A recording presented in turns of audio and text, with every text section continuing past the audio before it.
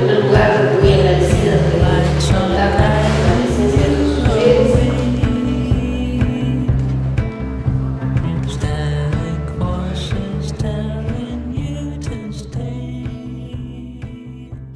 Estamos en la tarde de hoy tratando de hacer una contribución en el marco de un proyecto que se llama UICEAL, Medidas de Inclusión Social en las Instituciones de Educación Superior, un proyecto en el que participan 16 universidades, 12 de América Latina y 4 europeas, y que está coordinado por Marta Zapata, que está aquí con nosotros acompañándonos en la coordinación general que la lleva adelante a través de la Universidad de Berlín. Esta presentación se enmarca en el marco del proyecto Medidas para la Inclusión Social en las Instituciones de Educación Superior, que tiene como característica intentar construir una serie de herramientas que permitan contribuir a erradicar las discriminaciones múltiples y contribuir también a que la interseccionalidad de las discriminaciones, que cuando se expresan en la vida de las personas se expresan de modo muy concreto y se expresan de modo particular en términos de los sujetos que están atravesados por las múltiples discriminaciones, bueno, que el proyecto pretende hacer una contribución para la erradicación de estas discriminaciones y para comenzar mediante este proceso de identificar si estas discriminaciones existen y de qué modo las instituciones de educación superior poder hacer de esta manera una contribución también a la sociedad en su conjunto. La Facultad de Ingeniería de la Universidad de la República ha sido muy importante para aterrizar este proyecto en Uruguay en términos de poder atrevernos a mirar una facultad, una parte de nuestra Universidad de la República que no está precisamente asociada a las facilidades en términos de acceso y de permanencia de las mujeres en particular y de los distintos marcadores de diferencia como son la pertenencia étnico-racial, como es también personas que sufren algún tipo de discapacidad y como son los otros marcadores de diferencia que tienen que ver con el género, que tienen que ver con la edad, que tienen que ver con la condición socioeconómica y que de algún modo están fuertemente atravesados en las personas que hoy acceden y permanecen en nuestras universidades. Y por último, compartir con ustedes que también a nosotros nos parece que este proyecto es una contribución muy grande a los procesos de integración regionales. No solo posibilita un relacionamiento interinstitucional muy importante en la medida que estamos hablando de cómo nos ponemos de acuerdo, y con el PAR van a contar un poco cómo ha sido este proceso, sino que posibilita también en cada espacio donde estamos trabajando, en cada país, promover diálogos en relación a organizaciones sociales, en relación a instituciones públicas y promover entonces una suerte de relacionamiento interinstitucional que tiene una clave regional.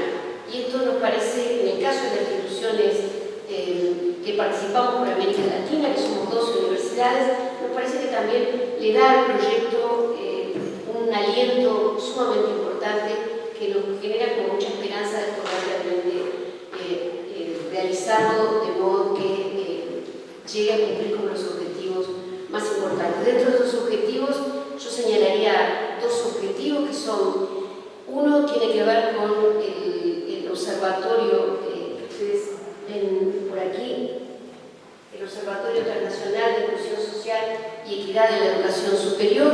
Este es un observatorio que está en pleno proceso de instalación y que es uno de los productos muy importantes de este proyecto, que va a ser coordinado en conjunto con Flaxo Uruguay y la Universidad de Campinas, y al mismo tiempo también generar un posgrado transnacional que permita la circulación de estudiantes en lo que tiene que ver con inclusión social y equidad en la región y más allá de la región, también con las 4 entidades que en Europa están participando activamente de este proceso. Entonces, creemos que esto abre también una perspectiva de integración en procesos regionales desde lugares de producción de conocimientos y también de empezar en la producción de conocimientos a tratar de construir una manera de mirar y de abordar la inclusión. Y bueno, este es uno de los desafíos para nosotros como más importante que está plasmado así en el proyecto. A veces las palabras, uno les puede decir muy rápidamente de reunirnos, integrarnos, dialogar, y finalmente cuando eso se lleva a una materialización, comienzan las dificultades de armonizar, establecer equivalencia, incluso dentro de la propia Flaxo, que desde el año 57, ¿no es cierto?, está en América Latina, no es fácil a veces establecer equivalencia y armonizar muchos criterios que uno pensaría que están compartidos. Y este ejercicio de relacionar diversos marcadores de diferencia, de lo que hemos llamado orientación sexual, género, etnia, raza, color, migraciones, en fin, para tres poblaciones en el ámbito de la educación superior, son los administrativos, docentes y estudiantes, es un hecho singular. No encontramos una literatura actualizada en América Latina que se reúnan estas tres poblaciones. Más bien el interés ha estado en torno a los estudiantes. Pero ¿qué ocurre con los administrativos? ¿Qué ocurre con los docentes? Con elementos tan concretos, por ejemplo, las formas de contrato, la precariedad del trabajo, o no, las formas de proyectarse, y eso cómo dice relación a veces a ciertas condiciones invisibles.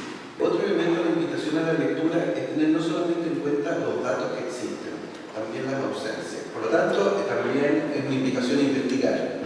Esto no es concluyente, tal vez no tiene la estructura de un libro en el sentido de un libro que cierra un debate, sino más bien que invita no solo a leer, sino a trabajar y comprometerse en ello. Entonces, ¿cuál era el objetivo del proceso de armonización transnacional del sistema de indicadores interseccionales? El objetivo del proceso de armonización transnacional del sistema de indicadores era contar con datos comparables entre las 12 leyes de América Latina. Por lo tanto, era necesario proponer un proceso de armonización de la recolección, porque desde la misma recolección es heterogénea la recogida de información de indicadores y variables desde el diseño del sistema de indicadores interseccionales. ¿Y por qué era necesario proponer un proceso de armonización? Nosotros vimos que era necesario porque luego de realizar un análisis comparativo del estado de situación de los indicadores y variables que son relevados por las 12 universidades, tanto para los estudiantes, docentes y personal administrativo, se constató varias cosas. Por ejemplo, la denominación de los indicadores utilizados en las 10 socias difiere de una universidad a otra. Por ejemplo, para la población estudiantil en primera instancia, desde otras compañeras del proyecto se pidió que veamos quienes contaban con 9 indicadores, por ejemplo, para la población estudiantil. Aspirantes, programas especiales, admitidos, matriculados, rendimiento, deserción, segregación disciplinar, violencia, acoso, discriminación y graduados. Y en cambio las variables eran para todas las poblaciones. ¿Sí? La variable de sexo, de raza, etnia, de nivel socioeconómico, de edad, de orientación sexual y de discapacidad. Así, por ejemplo, para aspirantes, las 10 utilizan los términos de postulantes, ingresantes e inscritos. Esos 3 términos para uno de los indicadores que nosotros veíamos desde aspirantes. Otra de las razones por las que creemos necesario que justamente era de realizar el proceso de armonización era porque no todas las 10 utilizan 4 indicadores, por ejemplo, para registrar el proceso de acceso, que es aspirantes, programas especiales, admitidos y matriculados. En la Flaxo del CED Ecuador, por ejemplo, egresado significa que el estudiante cumplió con todas las materias o los créditos del currículo, pero no entregó la tesis, mientras en algunas 10 de Centroamérica es sinónimo de graduado. Las variables recopiladas con más frecuencia, como ustedes podrán deducir, son sexo y edad y las que menos dificultades traen, ¿no? Como son el nivel socioeconómico, orientación sexual y discapacidad. ¿Cuáles eran las estrategias de armonización entonces que decidimos seguir, por ejemplo, para la población estudiantil de estos indicadores? Como resultado del diagnóstico comparativo, se vislumbró que las universidades utilizan términos comunes, pero que no siempre están asociados al mismo significado. Esto evidenció la necesidad de adelantar y proponer una estrategia de armonización de conceptos que permita a las 12 IES socios del ICEAL manejar un mismo lenguaje y de igual forma que facilite la agregabilidad y comparabilidad de los resultados estadísticos a nivel nacional e internacional. Hicimos una revisión bibliográfica sobre los procesos de armonización de conceptos y metodologías de recolección que se habían venido trabajando a nivel regional. Por ejemplo, 4 de los 9 indicadores propuestos por el sistema de indicadores interseccionales habían sido trabajados por estos organismos. Por tanto, se adoptó el concepto y metodología sugerida por estos mismos organismos. Asimismo, al no encontrar información sobre segregación disciplinar en estos organismos, se propuso el indicador de área de conocimiento. De este sí había información, para el que sí se contaba con una definición más clara y precisa. En segundo lugar, para aquellos indicadores que no habían sido armonizados por organismos internacionales, se revisaron las definiciones elaboradas por entidades públicas nacionales con competencia en educación superior de los países socios del MISEAD. En esto no recurrimos a otras entidades públicas que no estuvieran relacionadas dentro de las socias del MISEAD, de las 10 de los países, para no dificultar y para llevar un camino más homogéneo dentro de lo que estábamos haciendo. En cuanto al indicador de violencia, acoso o discriminación, mismo que no es sistematizado por la 10, por ninguna de las 12, desde el proyecto MISEAD propusimos una definición integrada en base a los conceptos de cada uno de los 3 términos que lo componen. En este punto paso a citar la definición que propusimos. Es el tipo de interacción humana que se manifiesta en conductas o situaciones que de forma deliberada, aprendida o imitada persiguen, provocan o amenazan con hacer un daño o sometimiento grave en sus diferentes aristas a un individuo o a una colectividad, generando incomodidad o desconformidad con el otro. Esta puede estar originada y cruzada por determinados criterios de discriminación en cualquier ámbito, ya sea por la edad, que es una de las variables, o la etnia, color, otra variable que también quisimos ver, género, nivel socioeconómico, también la lengua aquí es un criterio de discriminación, el estatus migratorio en algunos países que somos países receptores, ¿sí? Capacidades diferentes o discapacidades, como se los llama ahora, religión, orientación sexual, entre otros. Estos todos afectan de tal manera que limite el accionar presente o los futuros a quienes fuente de estos daños. Estas son propuestas, ¿no?, que justamente están en debate y que están abiertas a críticas constructivas y espera ser una especie de camino para poder en el futuro participar de una mejor manera. Contrariamente a la población estudiantil, cuya vinculación a la universidad se da a través de un programa académico en el que los y las estudiantes buscan mejorar sus conocimientos y prepararse para el mundo laboral, tanto la población docente como la población administrativa poseen un factor en común. La vinculación de estas dos poblaciones con las 10 podría definirse como una relación laboral. La UNESCO y la OIT atribuyen una vital importancia tanto al marco laboral general como a las condiciones de empleo que vive el personal docente y el administrativo. En este marco, el conjunto de los indicadores utilizados para estas dos poblaciones en el sistema de indicadores interseccionales se relacionan con las características del puesto de trabajo y del entorno laboral de la población docente y administrativa. Aquí la armonización fue un poco más complicada porque los organismos regionales de educación poco o nada han hecho con relación a estos indicadores. Y aquí se partió de la información empírica enviada por las universidades socias de MISEAD y para establecer posibles categorías de clasificación.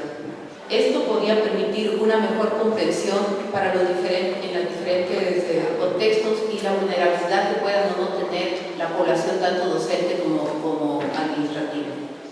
Y esto fue un camino que no fue fácil porque obviamente queda mucho por hacer. No me voy a detener en explicar el camino que se siguió por debido al tiempo, pero sí quiero hacerles tomar en cuenta que hay mucho por hacer para evitar la vulnerabilidad en la población docente y administrativa y estudiantil, y que la definición en los indicadores están por ser hechos, y que el libro que presentamos ahora trata de ser como un pinino, si se puede decir así, no sé si esa palabra se puede aplicar en Uruguay para poder seguir adelante.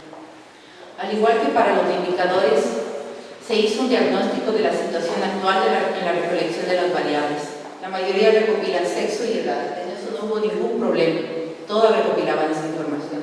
Pero ya pasar, por ejemplo, a nivel socioeconómico, son pocas las que lo hacen, raza, etnia, igual. ¿Sí? La discapacidad, solo 2 universidades de las 12 IES lo hacen, y en el caso de la orientación sexual solo lo hacía la Placa Ecuador. Esto es un llamado de atención a la necesidad de recopilar información por parte de la DIES para poder justamente crear políticas públicas que puedan minar el grado de vulnerabilidad en las diferentes instituciones. La metodología adoptada para medir las diferentes variables está influenciada por el enfoque conceptual que se tiene de las mismas. Los paradigmas sobre la manera de concebir la discapacidad, la raza, la etnia, el nivel socioeconómico, el sexo, el género, etc., han ido cambiando, ustedes saben, con el tiempo. Y esto es desde el lado de historiadora que les digo, ningún término es estático. Todo el término, al paso de los años, es cambiante. Y esto es de acuerdo a la sociedad. Y no todas las sociedades tienen el mismo devenir. Para el abordaje conceptual de cada variable, se partió de la definición que cada uno de los países del paquete de otras compañeras del proyecto, ¿sí? Lo habían elaborado. Sin embargo, para la recolección de cada una de las variables era necesario operativizar dichos conceptos en preguntas que pudieran ser incluidas tanto en los formularios de inscripción, ¿sí?, de estudiantes como en la recopilación de datos sobre el personal administrativo y docente, por lo que se recurrió a revisión bibliográfica adicional, aquí básicamente de la CEPAL, el CELADE, la UNESCO, y en esto se puso especial énfasis en las recomendaciones realizadas para el relevamiento de datos en el marco de los censos de población. Así, por ejemplo, para cada variable se hizo un estado de situación de la recolección de las universidades socias, otro, un diagnóstico de la metodología utilizada por cada IES para recopilar las diferentes variables, otro, un abordaje conceptual en base a las definiciones elaboradas por los países del paquete de socios del MISEAD. Y se propuso una estrategia de recolección en las 10 socias que permita la comparabilidad de los datos obtenidos que se incluían. Por ejemplo, preguntas operativas asociadas a la conceptualización de la variable, categoría y otra categoría de respuestas armonizadas según las recomendaciones internacionales. Aquí, para no cansarles, yo solo les voy a dar un ejemplo de lo que se hizo con la variable de discapacidad. Las concepciones o modelos explicativos de la discapacidad han variado mucho en las últimas 3 décadas. Desde un enfoque que visualiza la discapacidad como un problema individual de salud que requiere tratamiento de las definiciones del cuerpo o de la mente, que era el modelo médico, pasando por el modelo social que enfoca la cuestión desde el punto de vista de la interacción de la persona. Y esto quiero que se den cuenta aquí, qué interesante que es, ¿no? Antes era individual, pues cuando enferma, ahora a la interacción, ¿sí? Que eso le dio un giro totalmente diferente a la concepción de ver a la discapacidad. Así, para esta variable se recomendó que todas las 10 socios de MISEAD utilicen la pregunta referida al enfoque biopsicosocial de la CIF, que indaga sobre las dificultades o limitaciones en la participación, es decir, justamente lo que se estaba proponiendo de la interacción. Para esto se disponen de las recomendaciones de los organismos internacionales, que es del Grupo de Washington y la CELADE, sobre los dominios que se deben incluir. Por ejemplo, ¿tiene dificultad para ver, aún si usa lentes o anteojos? ¿Tiene dificultad para oír, aún si usa audífonos? ¿Tiene dificultad para subir o bajar escalones?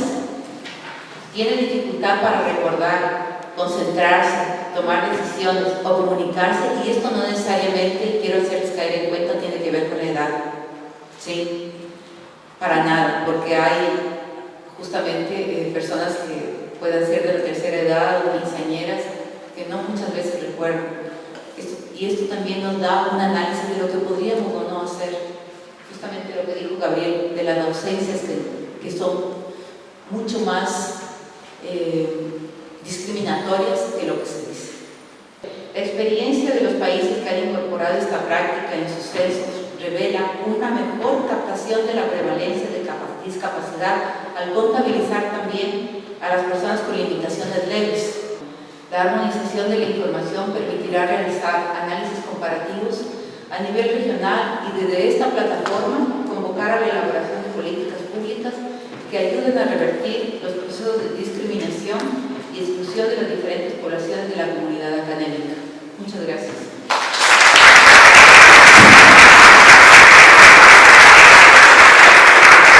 Estoy muy satisfecho y impresionado del trabajo que ha hecho este proyecto, porque a mí me tocó hace muy poco también integrar un proyecto alfa, estos proyectos que integran redes de universidades, y que son realmente proyectos muy complejos, entran en grandes dificultades de gestión y entran en la dificultad de construir una perspectiva significativa desde el punto de vista de las ciencias sociales, de las políticas públicas y de la investigación. Creo que en este proyecto, por lo que he leído y por lo que he escuchado, eso se ha logrado de una manera realmente impresionante. Pero me gustaría situar, digamos, esta problemática del proyecto en un contexto de grandes transformaciones de la educación superior. No estoy diciendo ninguna novedad. Estamos viviendo un momento probablemente único en la historia de la educación superior, un desarrollo histórico y cultural de la educación superior, un contexto en el que desde hace algunas décadas la matrícula de la educación superior se ha multiplicado de una manera formidable. De manera que eso plantea desafíos enormes. Para empezar, esa tendencia a la masificación generó diversificación institucional. Ya las universidades no fueron el único modelo institucional para dar cuenta de la educación superior. Surgieron instituciones no universitarias, técnicas, tecnológicas, universidades indígenas, instituciones de formación docente. Es decir, se nos amplió enormemente el abanico de instituciones. Lo que ha sucedido es que se han roto las tres unidades clásicas de la vieja universidad. Una, la unidad o un carácter relativamente acotado del currículo. Antes, un ingeniero o un médico estudiaba lo que tenía que saber a lo largo de toda la vida. Hoy es exactamente al revés. Hoy nuestros conocimientos tienen fecha fija de vencimiento, como los medicamentos. Hay que ponerse en la heladera porque si no se vence. Los conocimientos nuestros también. Hay que estar recertificando, hay que estar volviendo a la educación superior, hay que hacer los posgrados. Pero también lo que ha cambiado es el espacio-tiempo de la educación superior. La vieja aula tradicional ha dejado su lugar, no de modo completo, pero sin duda está complementada hoy por ofertas online, por aulas virtuales, por sistemas de blended learning, donde es posible participar de un modo mucho más complejo y posiblemente mucho más pertinente a las situaciones culturales específicas. Y también lo que se ha modificado es el tiempo, la duración de los estudios, como dije antes, y la edad de los estudiantes. Antes solían ser jóvenes de 18 a 24 años. Todavía medimos las tasas brutas y netas en función de la participación de ese segmento de edad. Hoy los estudiantes, yo diría que somos todos. Naturalmente, esta enorme masificación, uno podría tener la esperanza de que hubiera sido provocado una gran democratización de la educación superior. Mucha más gente en la educación superior, no solo los tradicionales segmentos de élite. Uno podría decir, bueno, qué bien, se amplió el espacio. Y es verdad, se amplió en gran medida, pero muchos de los indicadores actuales, estudios, censos y encuestas de hogares, nos muestran que la desigualdad en la educación superior permanece y en algunos países se ha incrementado. La década pasada fue la década de la expansión, esta debería ser la década de la democratización.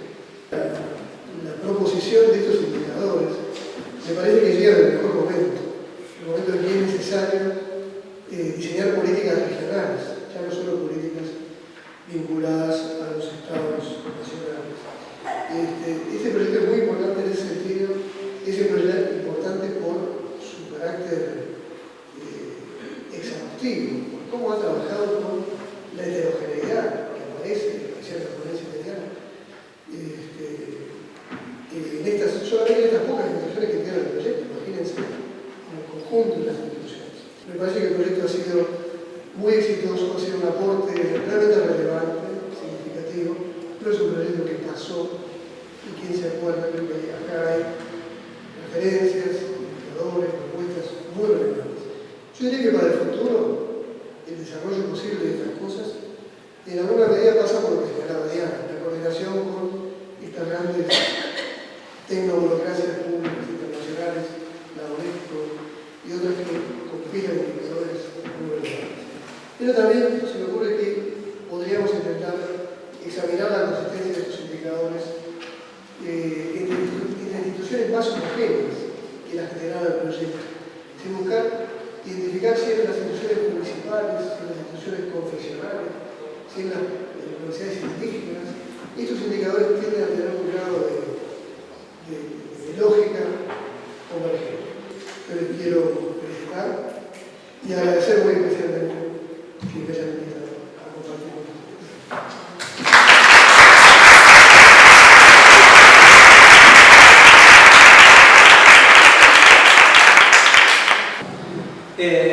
Para ir al punto, yo me referiré precisamente a un solo elemento de esta publicación que consideramos bastante valiosa, no solamente por la cantidad de datos, sino por también la calidad de la información que proporciona. La problematización del uso del lenguaje en el último tiempo ha adquirido bastante importancia, principalmente por la puesta en primer plano de los movimientos feministas, tanto en Latinoamérica como en España, por otro lado los movimientos sociales, algunos colectivos de la diversidad cultural, también de los colectivos étnicos de etnias y de raza, pero también por los académicos.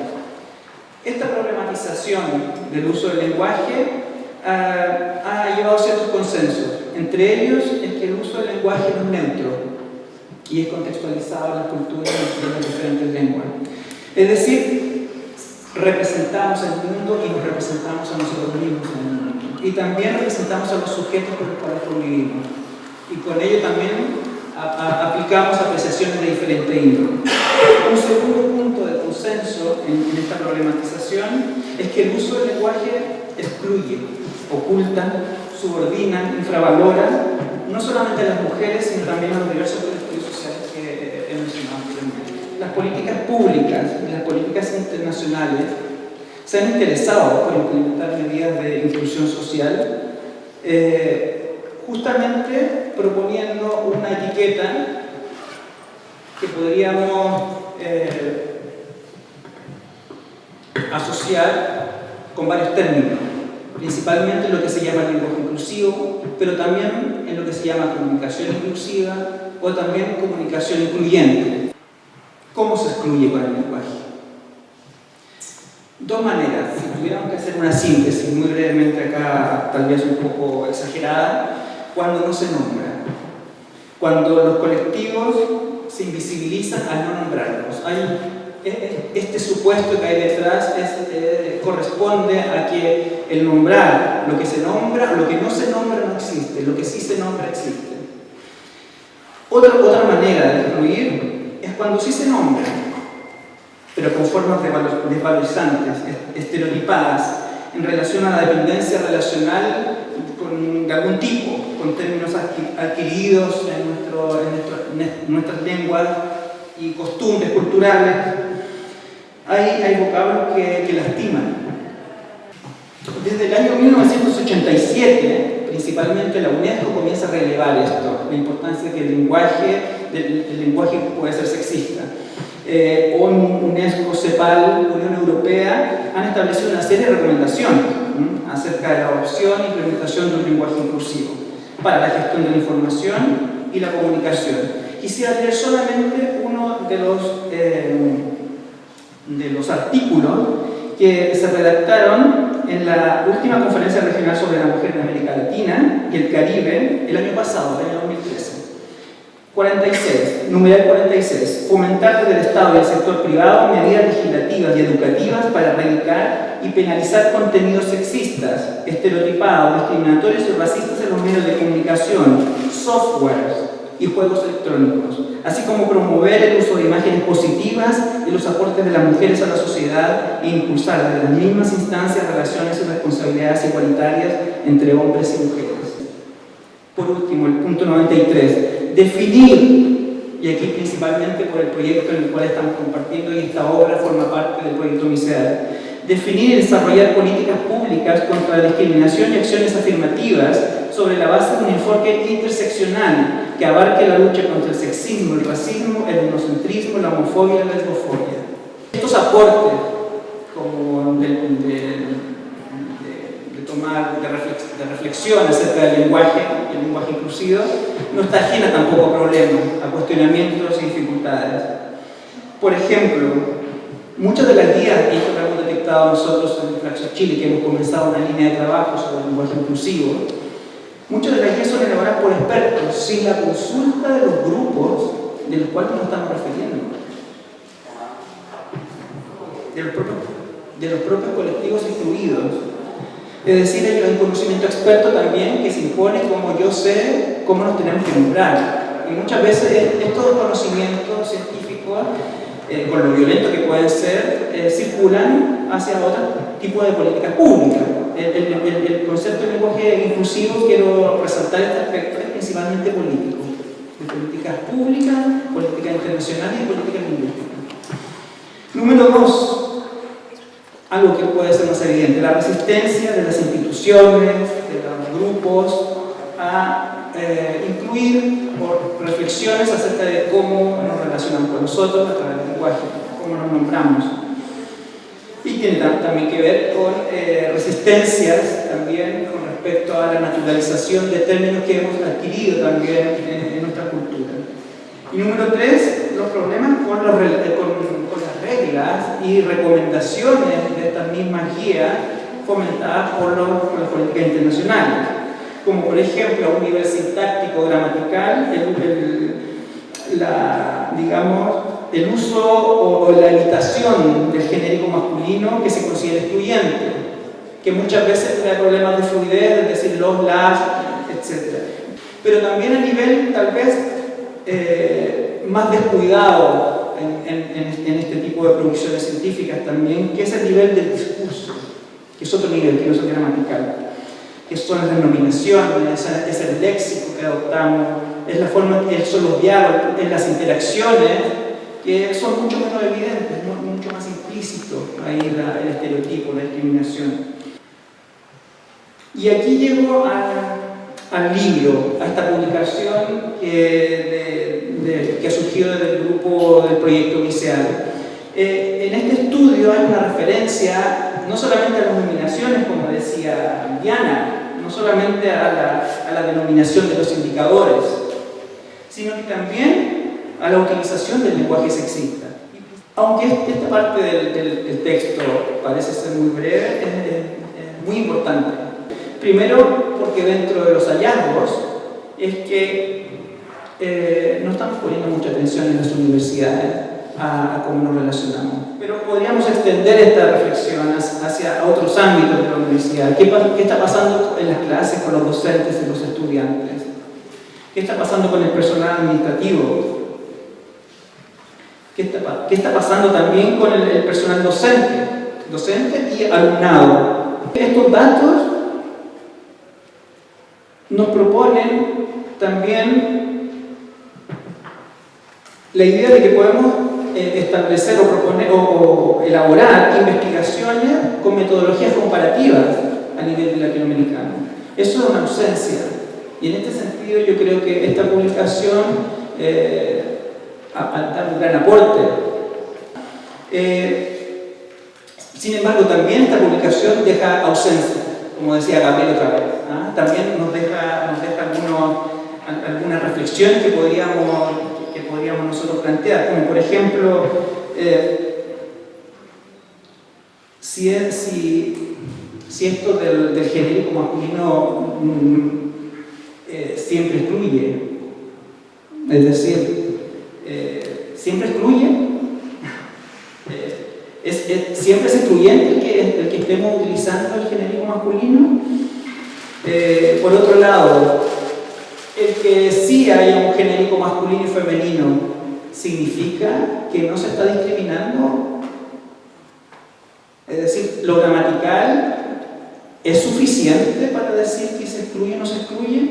Bueno, digamos que esta investigación nos propone un desafío para continuar con otras preguntas y seguir indagando en esto que es el lenguaje inclusivo, pero también para preguntarnos sobre lo que es o la perspectiva o el enfoque interseccional que ha sido mencionado por algunas instituciones internacionales y que el proyecto MISEAL ha abordado como uno de sus mecanismos o procedimientos de análisis.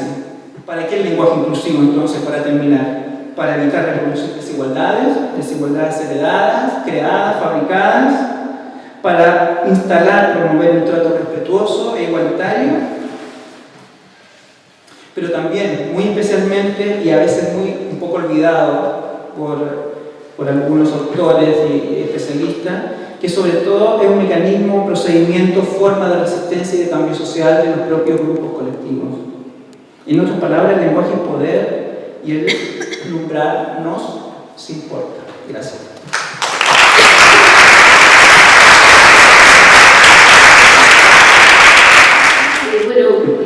Decirles que en relación a los procesos que estamos viviendo, en relación al proyecto serán muy bienvenidas las recomendaciones, pero compartir además con ustedes que por primera vez en Facultad de Ingeniería los miles de estudiantes que ingresaron a la universidad en este año llenaron una encuesta donde tuvieron que responder a los marcadores de diferencia que están relevados en este proyecto. Y también lo mismo los egresados, ahora cuando se hacen las elecciones universitarias, van a estar respondiendo concretamente a cómo estos distintos marcadores de diferencia han afectado su desarrollo, su carrera profesional. Comparto absolutamente que los indicadores o son para transformar la realidad y son herramientas transformadoras de la realidad, o si no, bueno, serán cuestión solo de algunos interesados. No es lo que nos anima en esto, nos anima la construcción de políticas de largo aliento. Y bueno, y en ese sentido estamos profundamente entusiasmados en el proceso que se está viviendo en nuestro país, pero también en los otros países de la región que tuvimos en estos días, y mañana continuamos la oportunidad de continuar en este proceso de transnacionalizar lo que estamos haciendo en un espacio que tenemos permanente de intercambio. Hay muchas más cosas que tenemos entre manos y bueno, y ojalá cada vez que demos cuenta de que el Observatorio de Inclusión Social está generando, esto también anime a nuevas transformaciones en nuestras universidades, que de eso se trata, de transformar la institución de educación superior en el sentido que Enrique rescataba como un nuevo paradigma, desafío que es ir realmente a una democratización de las mismas en un sentido mucho más amplio, dando cuenta de la complejidad de los sujetos que integran las mismas y integrando esta complejidad en la construcción de sujetos en el propio proceso de formación en nuestras universidades. Así que muchas gracias, los invitamos a acompañarnos en un brindis.